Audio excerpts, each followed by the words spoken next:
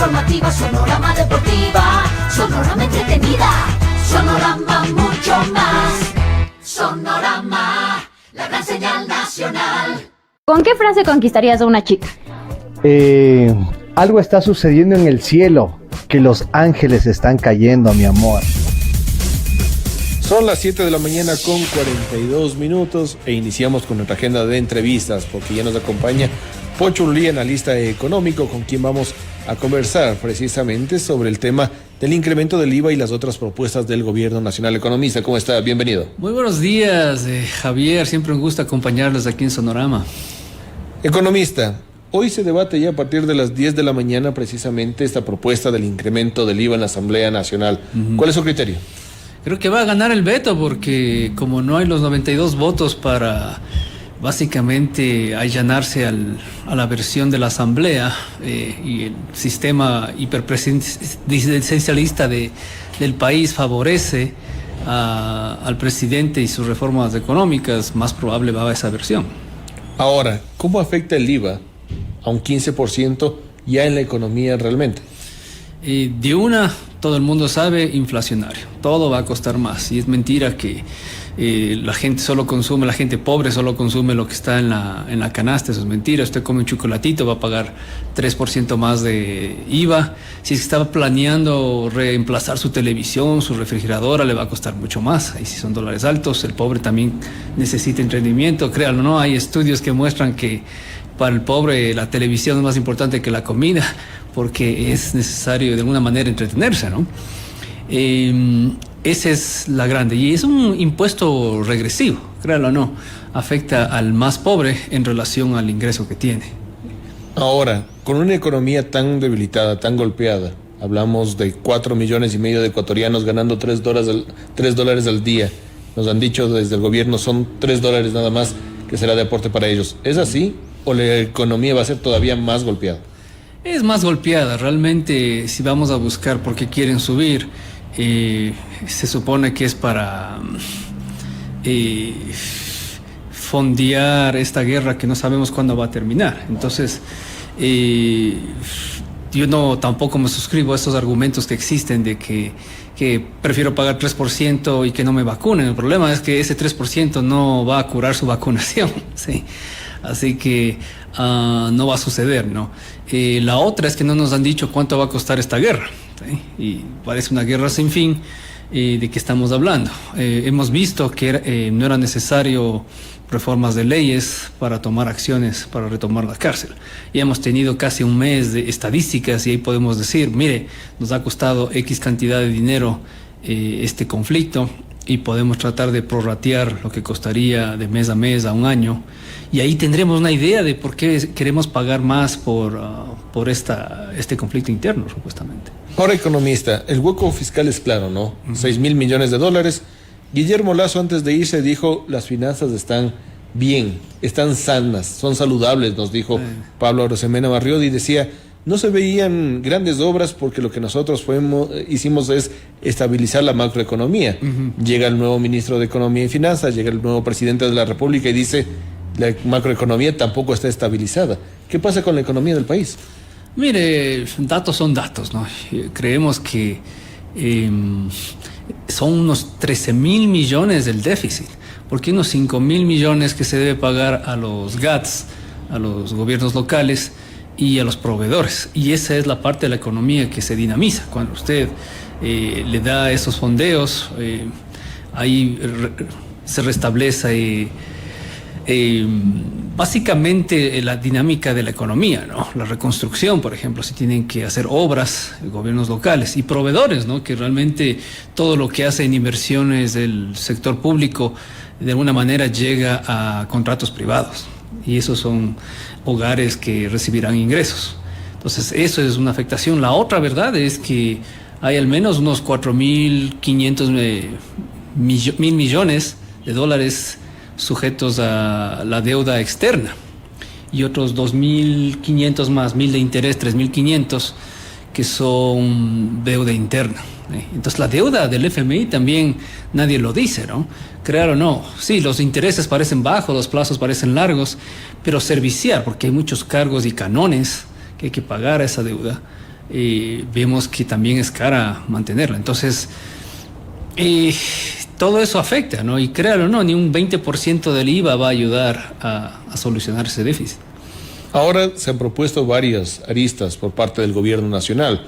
Uno es el IVA, el otro es el tema de subsidios. Vamos con el tema de subsidios. ¿Qué va a pasar con los subsidios? Ha dicho, no vamos a topar gas licuado de petróleo, GLP, el gas de uso doméstico, no se va a topar otros temas, pero sí se va a topar el extra y la Ecopaís. ¿Qué pasa con la economía cuando ya hay este tema de la banda, precisamente, de este tipo de gasolinas?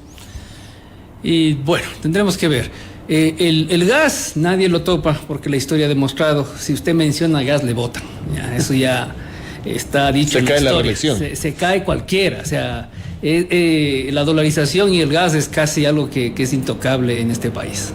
¿Y por qué? Porque el gas sí es progresivo, ¿no? Sí ayuda al más pobre, sí afecta a la economía del más pobre. En el caso del diésel no se topa porque tiene esos efectos indirectos. El diésel realmente es el que más se subsidia y como va la mayoría a carga y a carga de pasajeros y productos, entonces eso sí tiene un efecto inflacionario. En cambio, ¿por qué se quiere tocar Ecopaís y el extra? Es porque eso depende mucho yo diría, de la actividad que se utilice. La mayoría de gente, clase media para arriba, tendrá un carrito y compra gasolina. El pobre no compra gasolina. Entonces se entiende por qué se quiere eliminar o focalizar sería, ¿no? Compensar. Es que focalizar implica que hay que quitarlo, pero darle a alguien, ¿sí? Y la pregunta es, ese ahorro que se hace en eliminar los subsidios, ¿a quién se lo va a dar? Y ahí también tendrían que ser claros, ¿no? ¿Se va a compensar de otra manera los transportes? ¿O se quiere compensar al ambiente? ¿O se quiere compensar a los que reciben más bono, ¿no? Entonces, eso también es importante decir. El mecanismo nunca nos han dicho, ¿no? Pero si quiere ahorrarse un paro indígena, creo que ya tenían ciertas directrices o ciertos acuerdos en esas mesas. En esas mesas dijeron que ciertos cilindrajes era lo que iba a aceptarse. Otra vez, ¿no? El problema no es la ley o los acuerdos en este país, sino la operatividad. ¿Cómo diablos vamos a hacer que funcione la focalización? Por ejemplo, van a escanear placas y de ahí alinearse o enlazarse a una base de datos, y de ahí también, ¿no? Preguntarse si es que es basado en especificaciones del auto, ¿no? Porque autos más grandes tal vez se les puede dar por tanques, porque su tanque es más grande, más gasolina, autos más pequeños menos, o hablamos de cierto kilometraje, ¿no? Basado en la eficiencia de su automóvil, nosotros le vamos a solo subsidiar 400 o 1000 kilómetros Pero hay una razón técnica que nunca nos hablan de la parte técnica, y lo que más me interesa son los detalles. ¿Y cómo pagamos? ¿Van a ser con tarjetas o se enlaza en esa base de datos? Si se enlaza esa base de datos, ¿todas las gasolineras tienen que tenerla o solo ciertas gasolineras para que funcione el sistema? ¿O va a empezar como un plan piloto, ¿no? En Quito, me invento, 20 gasolineras son las que tienen ese subsidio, el resto pague al mercado. Y como decían, la asociación de los gasolineros también tiene razón, y la historia nos ha mostrado. En Indonesia también lo hicieron cuando eliminaron los subsidios de los combustibles de allá. Lo hacían justo cuando el petróleo es bajo para que el impacto al fisco no sea tan alto, ¿no? Ahora, la otra propuesta es reducción del Estado obeso. Esto ya lo hemos venido escuchando con Lenín Moreno, con Guillermo Lasso, y la reducción como tal no se ha dado, o se lo ha dado de una manera poco técnica. Recordábamos con Lenín Moreno, eliminación de Correos del Ecuador, estas fusiones medio raras de los grupos de alto rendimiento con ferrocarriles y otras dependencias que ahora nos damos cuenta de que eran necesarias. El propio Ministerio del Interior, por ejemplo, que lo eliminó y pasó sus funciones al Ministerio de Gobierno. Luego terminamos separándolos. ¿Cómo reducir un Estado en esta época que estamos en crisis, pero a la vez no afectar la economía y no achicar más de esa clase media que ya está achicada? Mire, es difícil, ¿no? Es como bajar la inflación. Usted quiere bajar la inflación, va a causar desempleo, ¿ya? Eso es lo que está sucediendo con el presupuesto general de Estado, si es que quiere reducir el tamaño del Estado. Lo vemos difícil, casi imposible. Hay que entender también que este es un gobierno de transición. solo tiene 17, 18 meses. Para hacer esa clase de cambios debería estar en un plan de gobierno pensando en qué se debe reducir, aumentar o fusionar. ¿Es de transición o ya estamos pensando en un gobierno de 5 años y medio? Bueno, yo creo que el presi lo ha dicho, pero no lo quiere confirmar ahorita porque tiene asuntos más pesados. Pero hacia dónde va está implicado que va a esa reelección. Sin embargo, lo que la gente votó estos 17, 18 meses y crearnos reestructurar el Estado requiere al menos más de 4 años y por eso lo vemos muy difícil que lo haga. Además, piénselo, ¿no? Cada vez que reducimos el tamaño del Estado, hay cosas que ya no cumplimos, ¿no? Medicinas, carreteras. Vemos que para sacar una cédula va a tener que hacerlo en un mes, hasta 6 meses un pasaporte. Entonces, eso sí afecta. Y es muy difícil, si es que ve hasta la nómina, ¿no? La mayoría de la nómina está en lo que requiere lo básico del Estado, ¿no? Salud, educación, seguridad y justicia.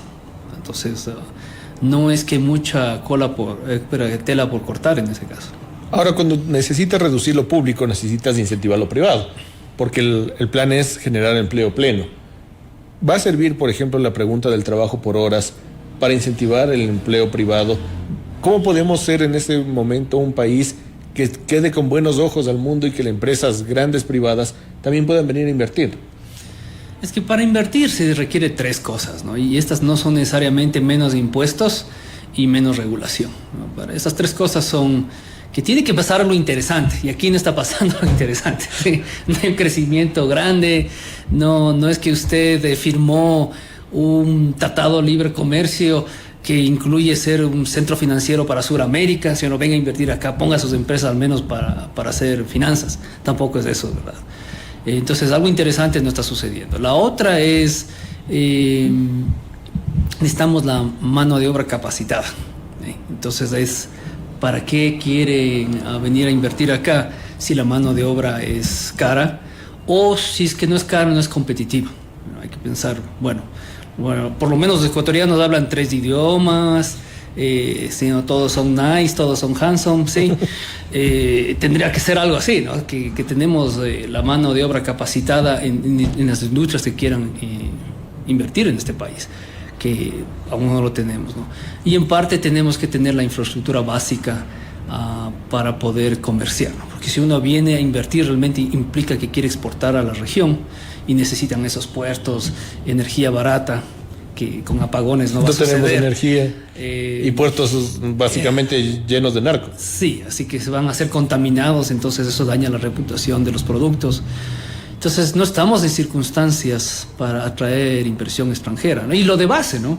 Lo que estamos discutiendo hoy es estas reformas tributarias. Llega alguien, cualquier gobierno, a veces ni terminan, y lo que quieren es cargarle con un impuesto, otro impuesto, ¿no? Ahí hablan de los impuestos extraordinarios. Entonces eso tampoco ayuda, la seguridad jurídica. Entonces no cumplimos con ni el básico ni lo deseable de las condiciones para atraer inversión extranjera. Economista, para finalizar, el día de mañana también otro punto interesante en la Asamblea Nacional, TLC con China. ¿Cuál es su criterio? TLC, créalo o no, o mejor es firmar porque hay otros acuerdos que se puede hacer con China. Además, a nivel legal creo que es sólido, porque hay todas las leyes para regular todas estas preocupaciones ambientales. El problema ya no es un problema legal, sino que nosotros a nivel operativo no sabemos cómo combatir si es que nos traen realmente esa basura, ¿no? Y este es un problema de cómo escaneamos y sabemos que trajeron basura, cómo entró. Entonces la parte operativa será más importante en ese acuerdo. El dejarlo hacerlo implica que para los próximos favores que pidan a China, porque es una potencia que tiene muchos excedentes, mejor es no quedarse sin estas oportunidades a futuro. Pero le digo, yo he leído eso a nivel legal. O sea, en la práctica tal vez no lo sea, pero a nivel legal es sólido lo que hicieron, ¿no? Son las 7 de la mañana con 56 minutos. Queremos agradecer por esta entrevista a Po Chun Lee, analista económico. Economista, muchísimas gracias. Muchas gracias, Javier. Siempre un gusto acompañarles. Buen día. Un buen día. 7 de la mañana con 56 minutos. Un breve corte porque tenemos más entrevistas.